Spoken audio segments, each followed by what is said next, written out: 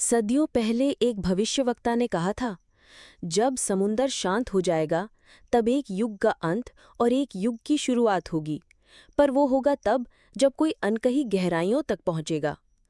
इस भविष्यवाणी को कोई नहीं मानता था, लेकिन एक गांव था, नागरेश्वर, जो विशाल समुंदर के किनारे बसा था। उस गांव के बच्चे समुंदर से डरते नहीं थे, क्योंकि उनकी कहानियों में समुंदर एक जीवित आत्मा था। नील, 22 साल का युवक, गांव का एकमात्र ऐसा इंसान था जो समुंदर की भाषा समझने की कोशिश करता। वो हर सुबह लहरों से बातें करता, मछलियों को रोटी खिलाता और रात को समुंदर की गहराइयों को निहारता।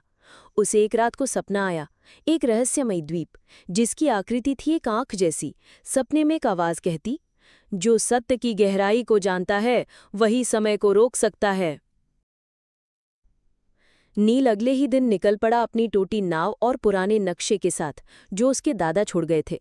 जैसे जैसे नील आगे बढ़ता गया, हवा भारी होती गई, समुंदर गरजने लगा और अचानक आ गया एक कालजयी तूफान। उसकी नाव टूटने लगी और नील बेहोश हो गया। जब उसकी आंख खुली, वो किसी द्वीप के किनारे था। एक ऐसा द्वीप जो किसी मानचित्र पर नहीं था। द्वीप पर सब कुछ अजीब था। पेड़ उल्टे उग रहे थे, पानी में परछाइयां थी लेकिन कोई आकृति नहीं, और समय थम गया था। घड़ी रुकी हुई थी, सूरज एक ही जगह पर था। नील को द्वीप के केंद्र में एक नीला पत्थर मिला, जिसके चारों ओर जली हुई नावें और पुराने हड्डियों के ढांचे थे। एक पत्थर पर लिखा था, हमने सच्चाई को छूने की कोशिश की और समय ने हमें निगल लिया। जैसे ही नील बाहर निकला, उसने देखा कि समुंदर अब शांत हो चुका था और सूरज फिर से चलने लगा था। वो फिर अपने गांव लौट आया, पर अब वो इंसान नहीं था। उसकी आंखें नीली हो चुकी थीं, समुंदर की तरह। गांव वालों ने उसे देखा, उसके साथ एक शांत लहर आई जो कभी पहले नहीं देखी थी। नील ने गांव को समुंदर की भाषा सिखाई और बताया कि कैसे वो समुंदर की चेतावनी पहले से समझ सकते हैं।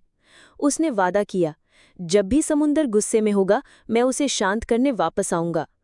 कहते हैं कि हर 50 साल में जब समुंदर तांडव करता है, गांव वाले समुंदर की ओर देखते हैं और एक नीली आंखों वाला युवक किनारे पर खड़ा मिलता है, शांत लहरों के साथ।